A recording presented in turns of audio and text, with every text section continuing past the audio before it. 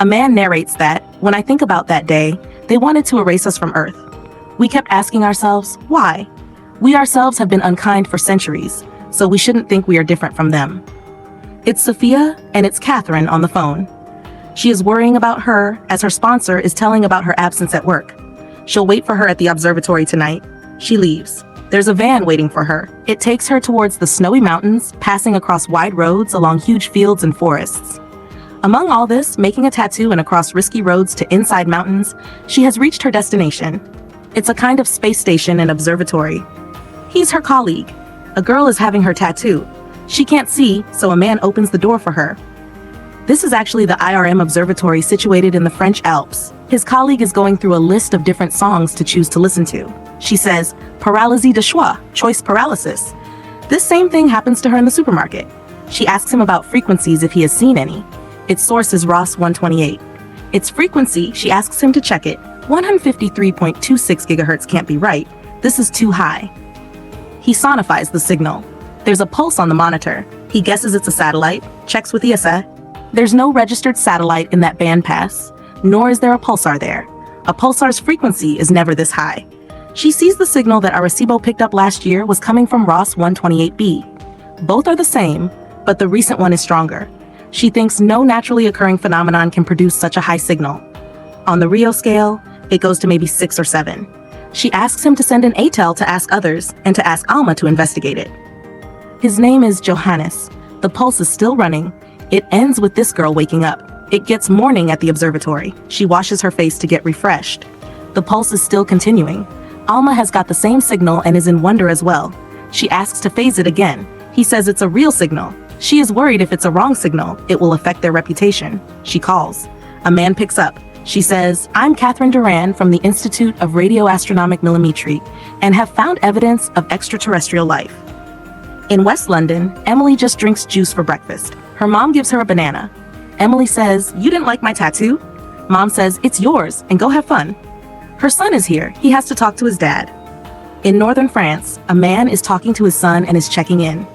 In the Department of Neuron Biology at College London, a man is teaching his peers about neuron firings and amplitude relationships. One of the peers is on the phone. She is on a helicopter and is on her way to NATO headquarters in Brussels. She tells them that the signal kept coming for 23 hours and 56 minutes, equivalent to the time taken by Earth to rotate once. She doesn't know its exact meaning. They keep sending music, but if aliens don't have ears, they can't listen, so they send binary messages in 2 frequencies. They pulse 125 times per second. If it's aliens' answer, they can't understand it, but there's no evidence of them being a threat yet. She tells them about the exoplanet orbiting Ross 128 2 years ago. That planet is habitable and supports life. They are not sure, but they are getting this signal now because maybe they were looking for them. Colonel Mokrani shakes her hand. He'll be in contact with her. He says she has scared them. The professor is doing an experiment on rats. There are messages on everyone's phones. They tell the public about the signal and that it seems to be a signal from intelligent extraterrestrial life. Humanity should stand together for this. In Calais, France, a man sitting in a tent gets up and stands near a fire. He asks a boy standing there what happened, and the message is about tonight at 10 p.m. They are going to the observatory. The colonel asks if she skies. She used to a long time ago. He hates helicopters. They reach their destination. The army is securing the observatory and is in control now. Johannes greets her by asking about how it went in Brussels. A professor is standing on the road before an apartment and gets home. His son is going to his office again. He says there's just a signal. The father says, when the government says all is good, you should buy a rifle. He opens a bottle. Jack will get his rest of the stuff, as he'll be here the other night. He leaves and he opens the cap. A girl invites him for a product launch. He says it's difficult to stay away from home. She asks him to go to Vegas for a fun time. She says he can ask her to his room. He asks the waitress to bring the bill. It has gotten dark. Catherine calls her sister Sophia. She's sleeping with someone. She ignores her call, gets up, sits for a while, and takes a medicine. She gets back to bed and back to sleep. On a road of Calais, after a passing truck, 2 guys secretly enter a factory or facility. They secretly get to a container and try to open it. They are caught. Security gets one of them.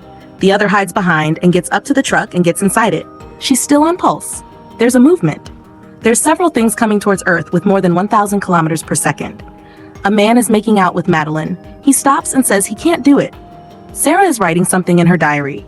Emily wakes up again and can feel pulsating. They are getting slower in the atmosphere. It might be an attack. Sarah, Professor, and Tom get to the windows. Everyone sees outside the windows and thinks it's a meteor. They'll land in 80 seconds. A man says we should do something. Sarah goes for Emily. Emily is on the street and says she's feeling it. They are gonna land in 10 seconds. 6, 5, 4, 3, 2. They hit Earth at multiple places, and according to initial reports, there's not much casualty. News and media are all talking about it. The government has no answer for it. Governments are trying to evacuate civilians. It's the UK Command and Control Center. There's violence and riots in London and Manchester. She asks him to convey this message to the public to stay at home until everything gets calm. Sophia listens to Catherine's message now. The boy hiding in the tanker gets up and sits, and it starts and moves. Experts are feeling no biological or chemical agents. They're feeling a strong electromagnetic field, and it's affecting their comms. There are metal parts here. It's partially embedded in the ground and is made of non-porous metal. Radioactivity levels are normal. She calls Sophia again. She calls back and asks why she's calling. She wants her to get to the observatory to stay safe. Sophia is not understanding anything and wants to know what's happening. Sophia's car has petrol and says, okay, she's coming. The line cuts.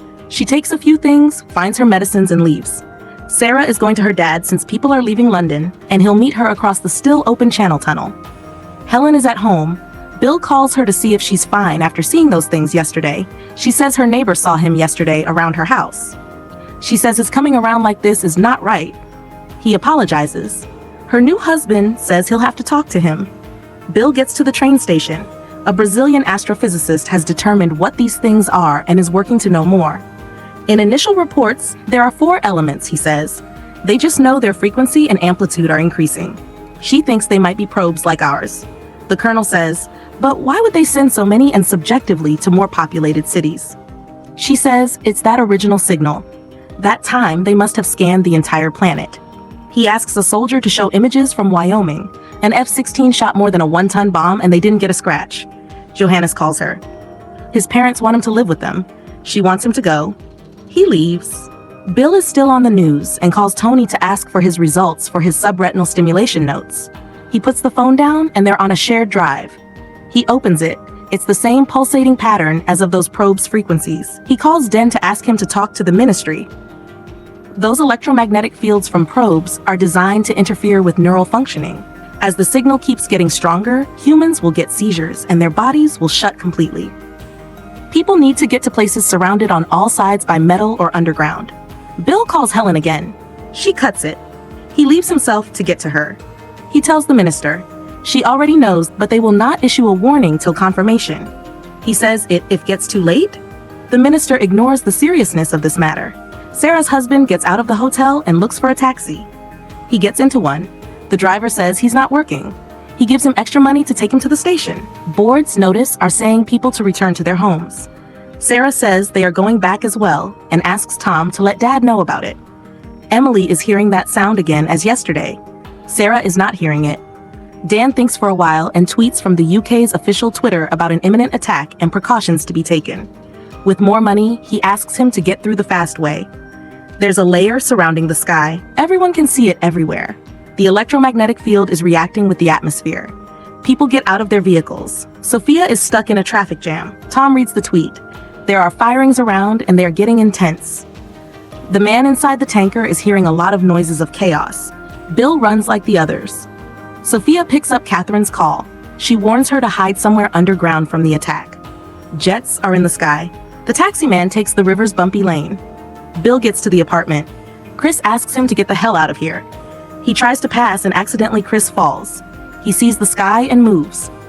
Sarah sees the parking lot, gets inside, and drives fast enough to break obstacles. She speeds up and across the road gets into an accident. She asks them to get inside the station.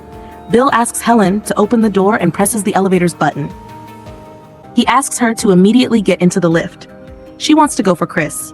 He forcefully takes her in and closes it. Sarah, along with Emily, gets into the station.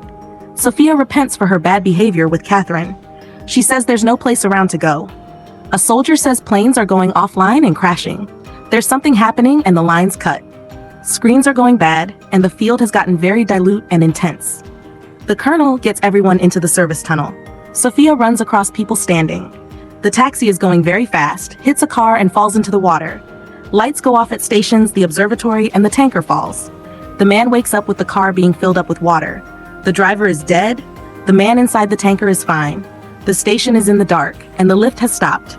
The man tries and breathes. The colonel asks the soldier to keep all doors closed and orders to save torches.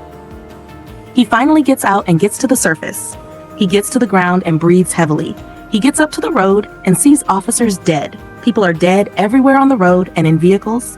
He gets out of the tanker, the same as here. The helicopter is crashed and vehicles have dead drivers.